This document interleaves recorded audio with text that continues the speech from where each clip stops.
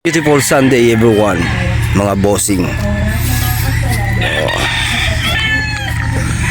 Anong ganap ngayon dito sa loob ng Green Country Game Farm? So sa mga nagtatanong kung mayroon tayong pulit na available, wala pa tayong pulit na available, mga bossing. Sa mga panlaban nagtatanong dyan, meron ako dito mga panlaban, national na. Meron ding local, pero konti. Kalimitan, nandito, is yung mga off color. Yung mga puti.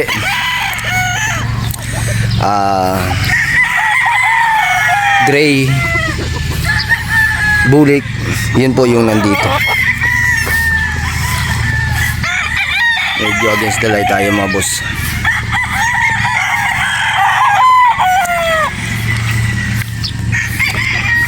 Ito, mga bossing, yung ating mga Escolin White.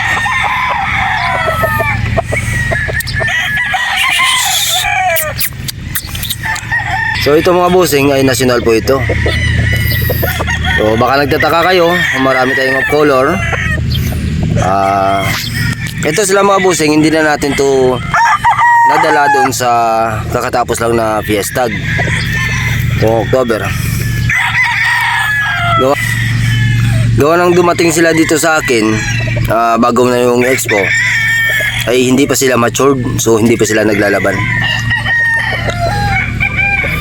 Ay ngayon matured na sila, mga bossing. Ito pa yung mga gray. Ayan.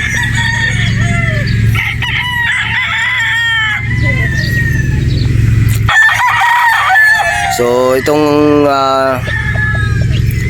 araw na ito, itong week na ito, actually, mga boss idol, naka-order na ako dun sa Rojas, sa main farm, ng ating mga pulit na dadalhin dito para i-display. Ito, gwapo din ito.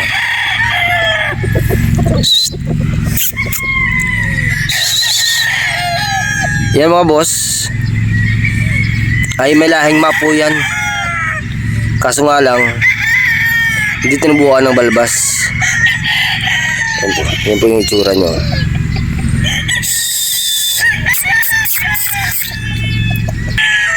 Ayan. Kung may balbas to, gwapo to, mga bossing. Pero gwapo din naman. Ayan. Umorma. Oh, ayan.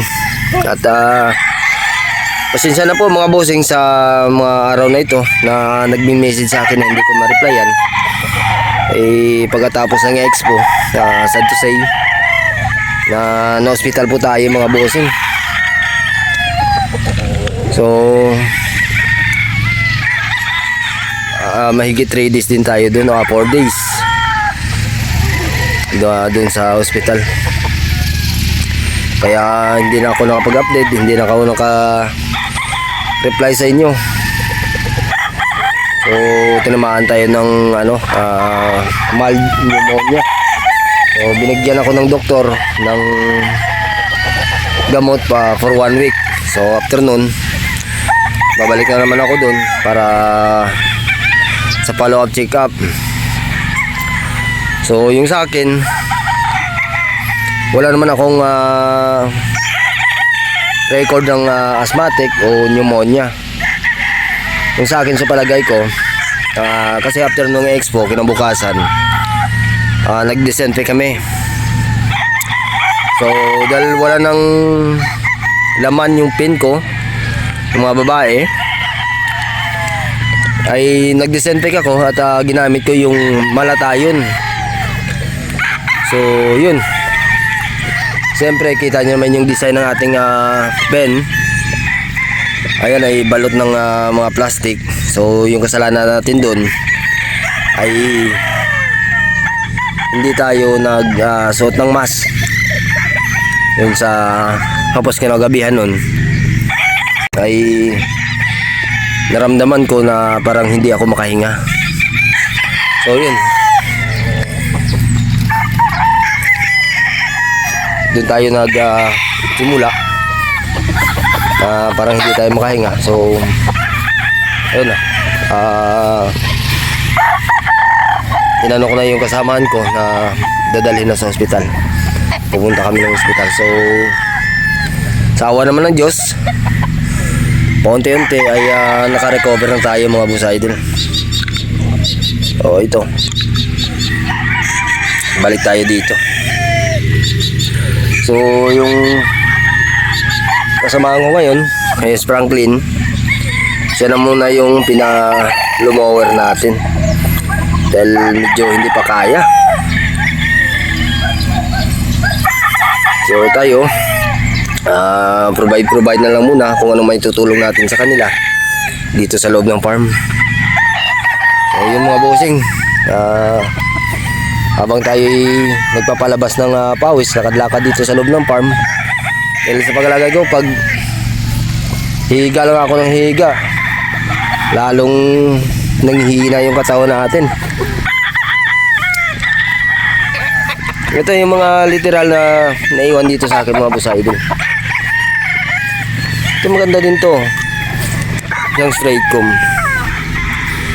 Tingnan nyo mga bossing, ganda oh. Yan, ganda ng straight comb na to. Ayun po isa oh, ganda din oh. Yun. Ayun mga bossing, mga 3/4 na yan, 3/4 sweater, 1/4 Boston. Ito yung isa, yung sarapan natin ay 50-50 sweater Boston po. Ayan po siya, gwapong manok. Imasin nga natin to. Pupus natin muna yung video at titingnan natin katawan nito mga bossing. Pero gwapo oh, pang brood stag oh.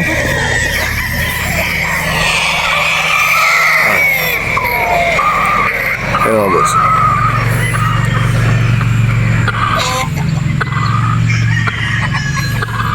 Ayan mga bossing, ang broad stag yung tindig. Masin muna natin to. So yun, 50-50 din mga bossing. Sweater Boston, pero maganda, gwapong manok ang broad stag.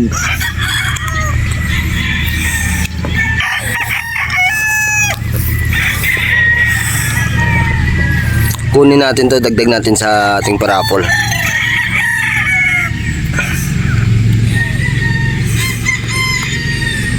Congrats nga pala kagabi sa mga nanalo din sa ating parapol na patry natin at dalawang brood stag quality. May nanalo na. So baka mamaya o bukas sasalang ulit tayo mga bossing. Magpapatry ulit tayo at lalagyan natin ulit ng isang free pulit yung ating patrayo. Ayun. So ito yung mga talisayin natin mga bossing. Yung isang picom. Nakakross ba ito mga bossing sa gray sa sweater Boston. Ito naman yung ating straight comb. Ayan. Wapo mga manok. Mga off color. Kaming mga off color dito na naiwan mga bossing. After ng expo ay hindi pa naglalaban, so hindi pa matured. So kaya hindi ko sila dinala doon sa expo. Dahil bago tayo mag selection na dadalhin natin sa expo, ay ini-spar po natin yan yung mga manok natin. Kasi sa araw-araw iba-iba naman yung ugali ng mga manok.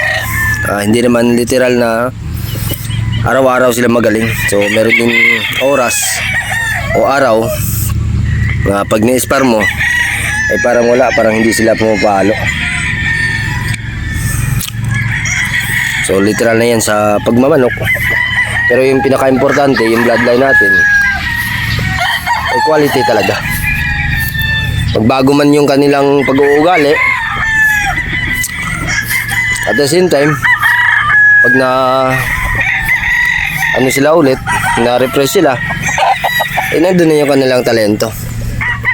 Ito maganda din itong ating Boston Black, oh. Ito mga boss, 50-50 po ito, Boston Black. Ayan. Guwapo din. Lipat tayo dito sa isang straight comb. Straight comb na talisayin, guwapo din to. Ito sigurado pag naglugon to na manok na ito mga bossing, ganda na ito. Yung bata pa pero yung buntot to.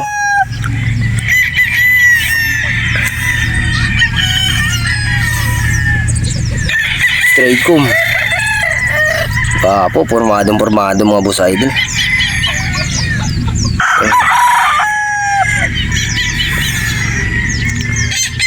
Guwapong manok.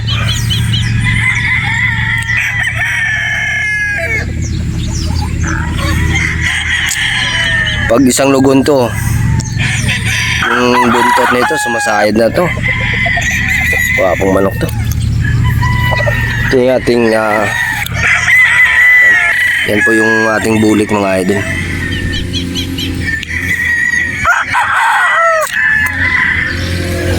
O, tingnan natin si Franklin. Matay yung kanyang lumower.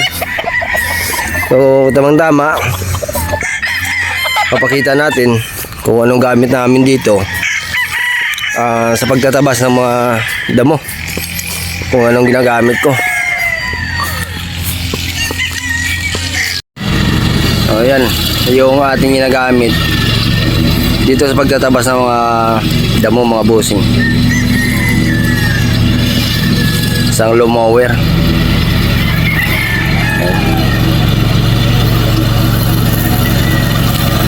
Ay bang galing.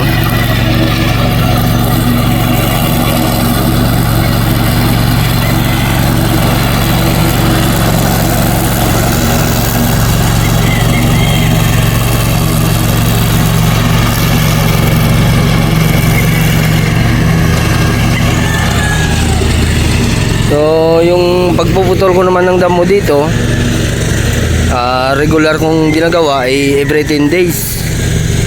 Yung ginagawa ko dyan mga bossing. So pag maulan, hindi aabot 8 days lang, putol na naman uli. Pero ito kung mga almost 2 hectares ito, kasama dun sa kabila ay mga 3 hectares siguro. Sobra. So pag walang buyer, pag pinasok ko itong dalawang ito, tuloy-tuloy yung trabaho ko,